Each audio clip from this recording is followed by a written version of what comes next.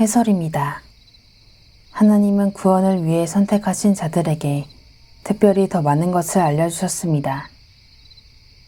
하나님은 자신을 직접 드러내어 말씀하기도 하셨는데 아브라함에게는 횃불 가운데서, 모세에게는 떨기나무 불꽃 가운데서, 욥에게는 폭풍 가운데서 나타나 말씀하셨습니다. 하나님은 에덴 동산에서 아담과 하와에게 말씀하셨고 노아와 그 아들들에게도 말씀하셨으며 모세에게는 자주 말씀하셨습니다. 구약에서는 제비뽑기도 하나님의 특별하신 뜻을 알려주는 방법입니다. 예언자 요나를 싣고 가던 배의 사공들은 제비를 뽑아 요나가 폭풍의 원인이라는 사실을 알아냈고 여호수아는 제비뽑기로 아간의 죄를 밝혀냈습니다. 제사장이 하나님의 뜻을 분별하는 데 사용한 우림과 둠밈도 제비의 일종이었습니다. 그 외에 꿈이나 환상이나 이상도 특별 계시의 중요한 방법이었고 기적도 하나님의 뜻을 전하는 특별한 수단이었습니다. 언어는 크게 말과 문자로 나눌 수 있습니다. 말은 문자보다 더 친근하고 생생하지만 망각이나 왜곡이라는 인식의 특징 때문에 정확성이 떨어집니다. 하나님은 자신의 특별 계시를 망각과 병영의 위험으로부터 보호하기 위해서 문자로 기록하게 하셨습니다. 그것이 바로 성경입니다. 간단히 정리하면 일반 계시만으로는 불충분하여 특별 계시가 필요했고 특별 계시를 망각과 왜곡으로부터 지키기 위해 성경이 필요했습니다. 사람은 자연과 양심과 역사라는 일반 계시를 통해 창조자, 심판자, 섭리자가 되시는 하나님에 대해 희미하게 인식합니다. 그러나 사람이 성령 하나님을 통해 믿음을 받으면 성경을 통해 창조자, 심판자, 섭리자, 그리고 구속자가 되시는 하나님을 확실하게 인식합니다. 성경은 어느 날 갑자기 하늘에서 떨어진 것이 아닙니다. 하나님의 특별 계시인 성경은 여러 사람의 손을 통해 기록되었습니다.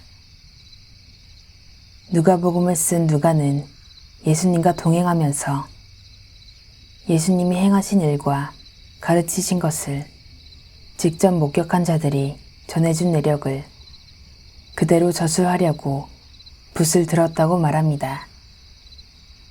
즉, 하나님이 누가복음의 모든 단어를 누가에게 일일이 불러주신 것이 아닙니다. 구약 39권, 신약 27권으로 총 66권인 성경의 저자는 모세, 바울, 누가, 요한 등 30명이 넘고 창세기부터 요한계시록까지 기록되는 데 걸린 시간은 거의 1600여 년이나 됩니다. 그렇다면 우리는 왜 이렇게 오랫동안 여러 사람을 통해 기록된 책인 성경을 하나님의 무오한 말씀으로 믿는 것일까요? 어떻게 보면 누가복음은 누가의 개인적인 기록일 뿐입니다. 누가가 아무리 정확하게 기록했다고 해도 인간은 누구나 기억의 망각에서 벗어날 수 없고 인간의 저술이란 저자의 고유한 관점과 가치관의 영향을 받기 마련이지 않습니까?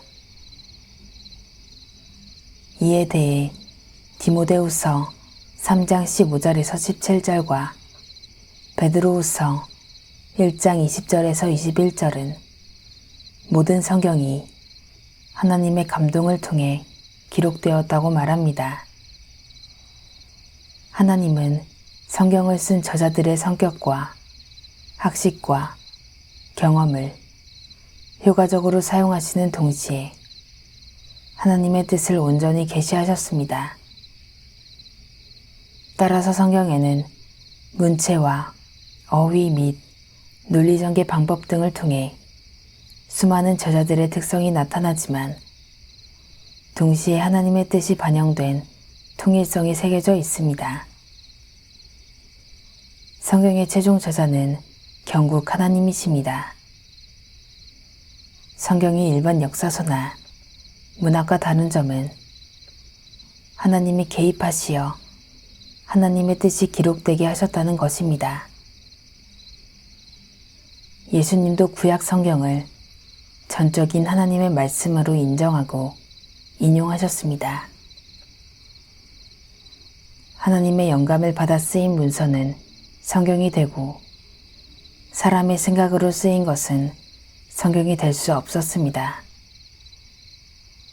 한 가지 예로 복음서에 대해 살펴보면 예수님의 삶에 대해서는 여러 사람이 기록을 남겼지만 그 모든 기록이 성경으로 인정된 것은 아니었습니다.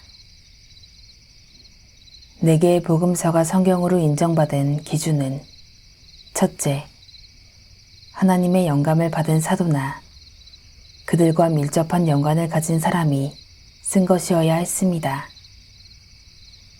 둘째, 구약 성경 및 예수님과 다른 사도들이 전한 내용과 일치하는 내용을 담고 있어야 했습니다.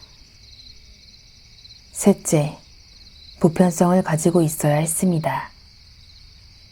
즉, 그 기록이 특정 지역과 시대만이 아니라 모든 지역과 시대에 걸쳐 성도들에게 받아들여졌어야 성경으로 인정되었습니다. 내가 주를